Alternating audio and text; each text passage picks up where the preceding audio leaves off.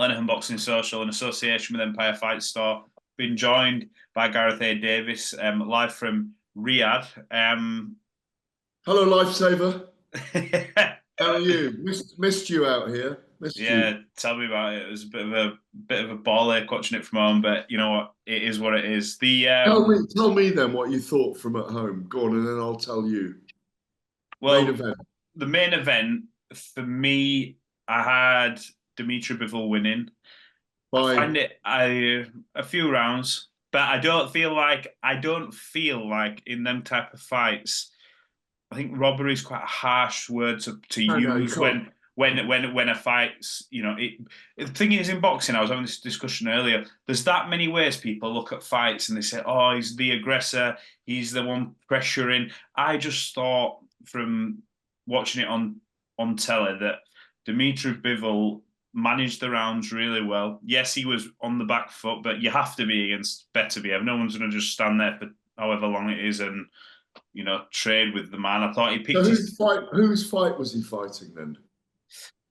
Well, he was, as well as in a way, he's fighting Beterbiev's, but That's why I scored it to Beterbiev, because I thought it was Beterbiev. I see This is the I debate, see that point. It's so fascinating. Of course it is, yeah. I just thought I would say for a large part of the fight, I feel like even though he was going backwards, that he was in control of it. Like he was using the ring to the best of his abilities. And I thought, apart from maybe the last couple of rounds where it was like literally, and you know, full on, and a Beterbiev's corner as well. And think it was the start of the 11 said, "You need to knock this man out." And that for me sort of made me think, right, I'm seeing what I'm seeing. I think they think they're behind.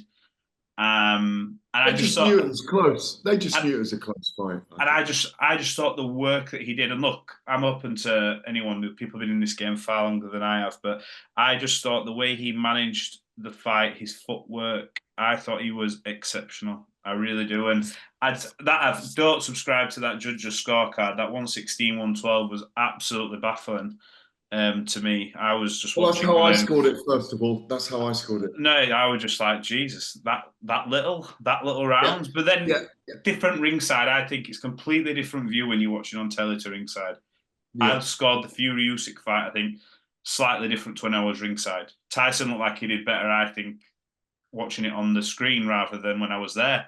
So I don't know, but what a fight! Just forgetting that side of it, what an event and what a fight.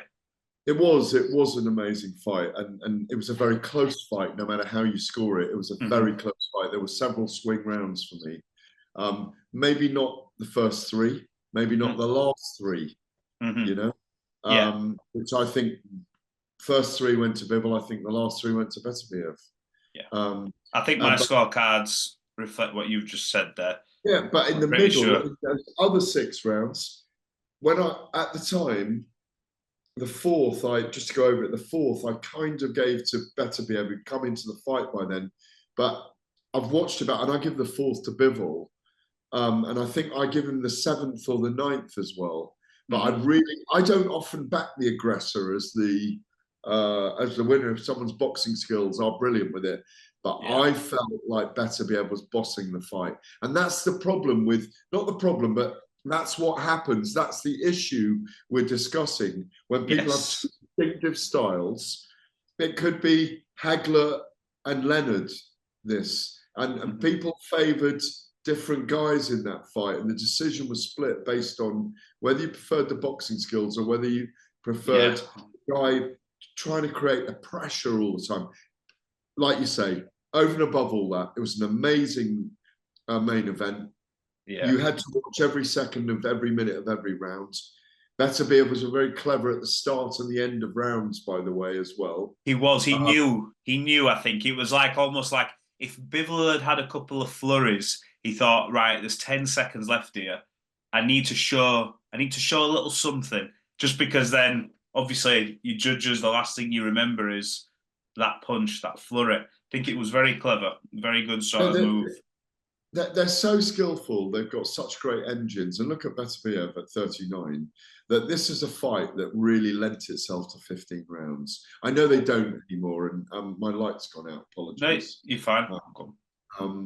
But it's one of those fights where you just want to see more.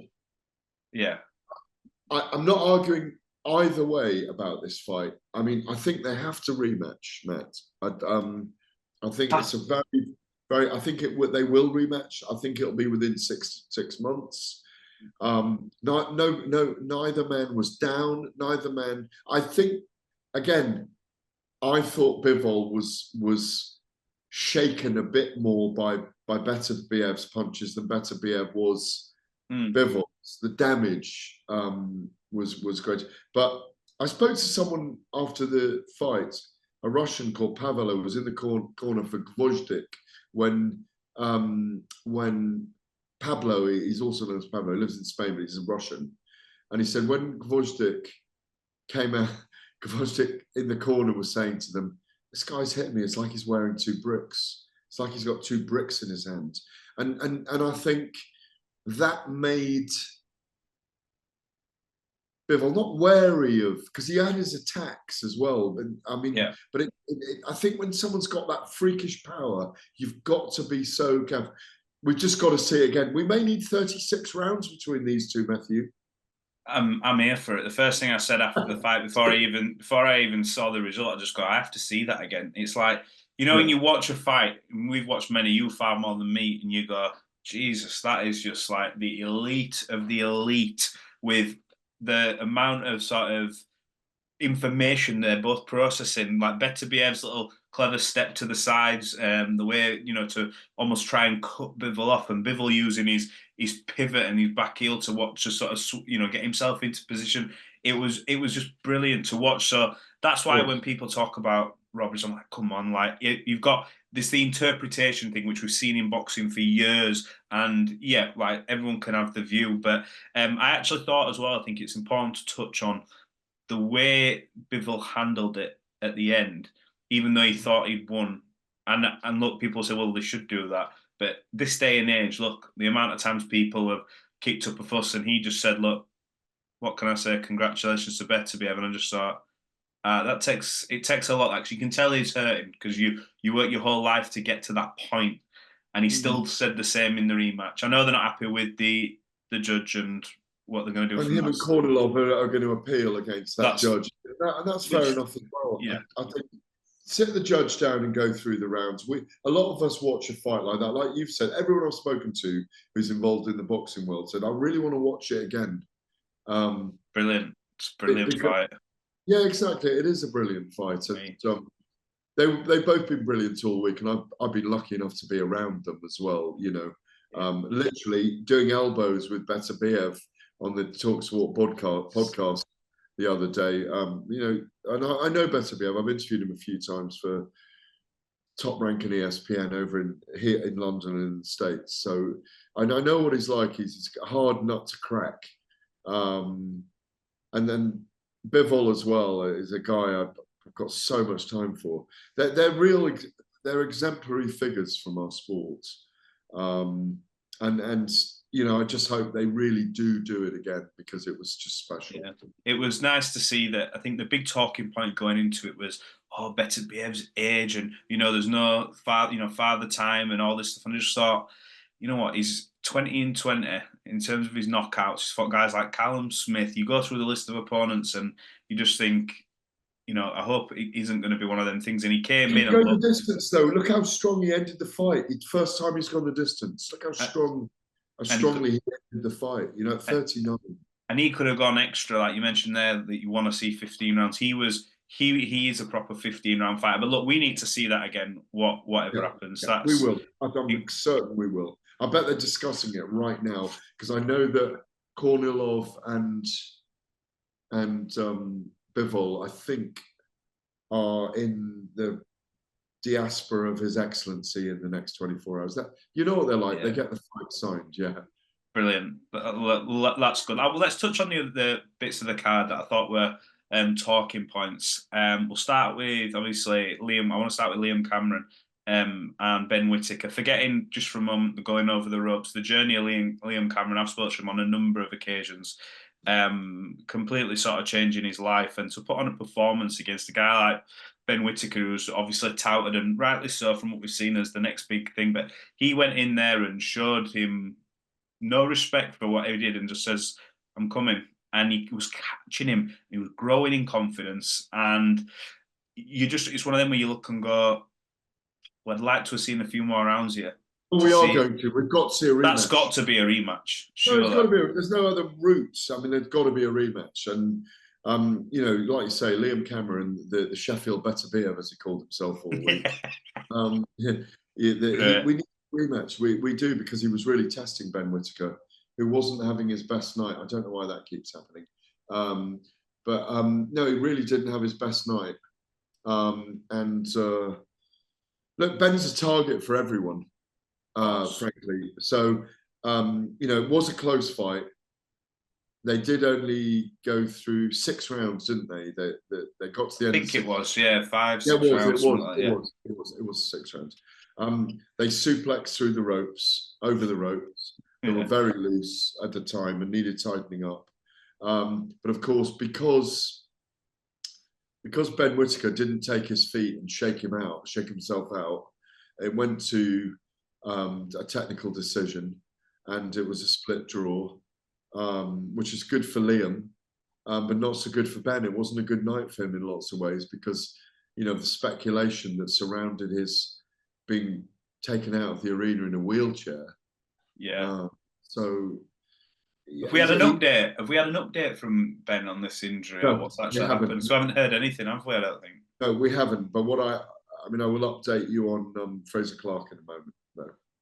Yeah, I was just about to say, look, before we talk about the what we say, Frazer, we see apparently has been through some surgery.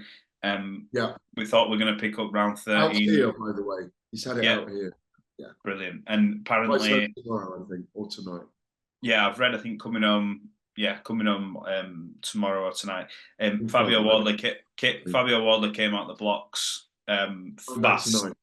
Yeah, no, he did. And it's a statement, especially after the last performance. Frazer Clarke looked like in the last fight, the Frazer Clarke we've all been wanting to see since the start of his debut, and Wardley just didn't give him time to settle. And it's another chapter in this man from white collars, another unbelievable story kind of thing. What do you make of it, Gareth, from ringside? Well, I just want to say I hope Frazer Clarke's okay. Yes, definitely. It was very concerning at the time. It was very worrying. He didn't look right. He looked disfigured and not well on the ropes there. And I'm glad he's getting surgery and getting himself sorted out before flying home. I wonder if he'll be on the same flight as me. I will speak to him if I can. But everyone was concerned about him. There's a lot of people have a lot of time in our industry for Frazer Clarke. Yes, good guy. Very. I think Fabio Wardley, with that statement, as you say, has put himself in the top 10 in the heavyweight division. He's just crept into the top 10. And I can just say there's great fights out there. You know, imagine him throwing down with Daniel Dubois. I'm just throwing that out there, first of all. Imagine him throwing Filip Hrgovic with Zhili Zhang, with Joseph Parker, who's looking for a fight at the moment. So it was a big moment for him, and I think he'll get some big fights going ahead. And look who he's signed with, Frank Warren, who's got all those heavyweights. So there's loads of options for him.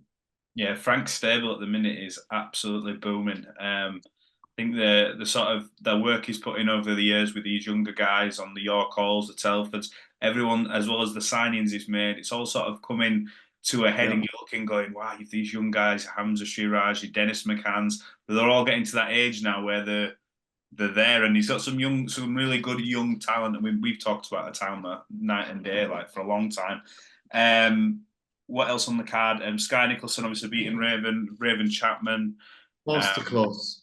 Absolute majestic masterclass. I had foreseen that till I started believing that Raven would get into her and really kind of break her down, get inside the shell. But she really proved that she's a very, very clever southpaw boxer it was so rangy, great footwork. I was really looking forward to that fight as well, and it was incredibly one-sided. I think she is going to be a nightmare to beat, and I say that with we're looking going at her advantages, physical advantages, them long levers. and a natural boxing ability. I think, like, when she says I definitely beat Serrano, you can tell why she wholeheartedly is saying that, because of how she fights. She's going to be an absolute nightmare to beat. Absolutely, I completely agree. I mean, right now I back her in a great fight against Amanda Serrano. Obviously, Serrano's fighting Katie Taylor in about a month's time in Texas, isn't it? Yes, yes. Obviously on the Jake Paul, Mike Tyson undercard, but she walked the walk after talking the talk this week and did a great job. I wondered whether she was overconfident, but you can see why she has such great confidence.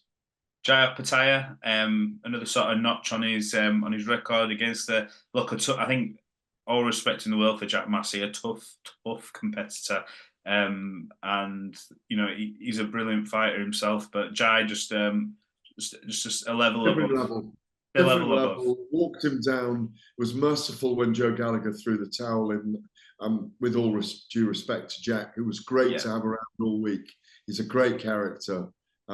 He's a guy we all really, really like. And for me, he'll have learned something from it, which is, you know, being in there with Jai Opetaia, I think, is going to have one more fight at cruiserweight, and maybe a Billum Smith or a Zerdo, and then it'll be a heavyweight. I've asked David Haye about him. He's a very similar size to David Haye, and I think he's the kind of guy that's going to go up, and he's going to be a feature in the heavyweight division. And it's a great time for him to be up in that division with all that's going on there, frankly. So, terrible lighting issues from me in Riyadh. Don't worry about it. I just appreciate you just jumping on. I want to talk just quickly about Chris Eubank Jr. as well. I think he did what people expected him to do. I saw an interview where he said he looked down and Turkey said, finish him. And he went, yeah, go on then, kind of thing, and did it. And it's one of them where you go, was that just good timing or what's going on? But look, he got the stoppage. There's the heated thing with Conor, Benn. We're still interested to see what's going to happen with Conor, obviously, just because of like what's still lingering in the background. But we seem to be moving full steam ahead with that at the minute.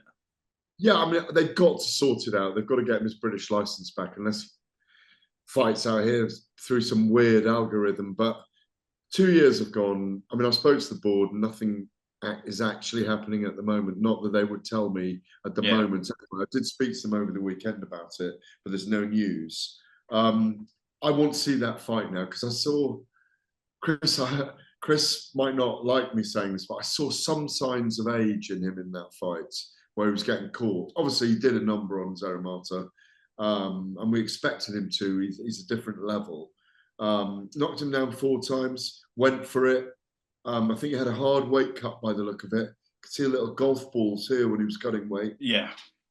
But the sideshow with Conor Benn I really liked, and seeing Conor this week was one of my highlights.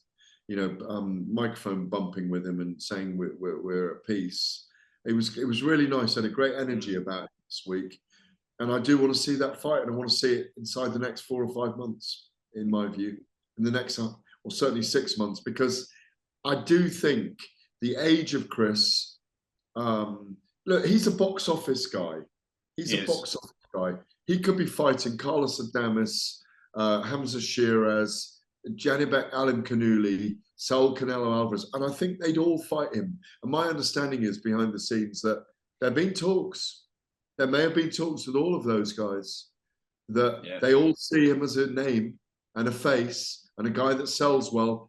And he stole the show at times out here this week. Yeah, look, I think one thing about Chris, forgetting his boxing ability, his name carries weight, and that's why everyone tried to sign him. Like, it's, you know, money talks at the end of the day, and Ben Shalom's done his bit and got him signed up. One thing that came out, I think, just before we went, I don't think we've touched on it. Fury Usyk undercard. What do you make of that sort of the billing sort of behind the main event? It's a pretty good card. Well, it's a huge card because it's Fury Usyk too. So, you know, it's Peter McGrail, Dennis McCann. Dennis was out here. It's a really good fight. What a fight. I think people are questioning Dave Allen being on the card. I mean, it's certainly been raised with me against Johnny Fisher. But as Johnny Fisher has said to me on text, listen, you haven't beaten someone until you've beaten them. Dave Allen is a game character. People have attacked the card, saying it's underwhelming, but there's plenty of good fights on there.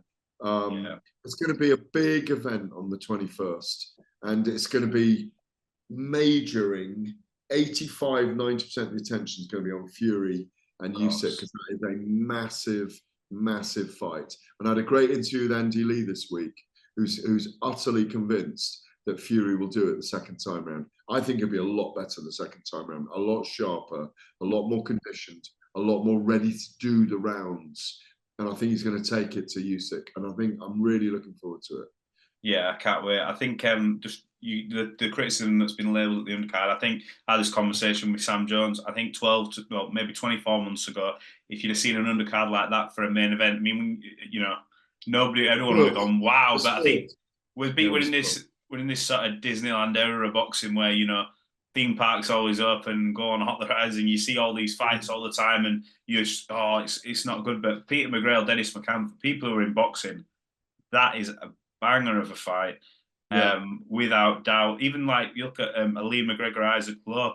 Yeah, good fight, really good fight. Tough fight for Isaac, tough fight for Lee. They both throw down those guys. They're great fighters. And the question marks will always be over Dave Allen, because you always wonder how seriously is he going to take a camp. We know he does draw, he draws eyes to it. His history in Matchroom, and he's sort of, you always look and go, well, if you take this seriously and you come in any form of shape, then people will be like, it adds a bit of a question mark. But listen, Johnny's got to win to try and get on that 5v5 card in February. Well, maybe if he does an early, actually it'll be announced by then. It doesn't work in terms of the timings, but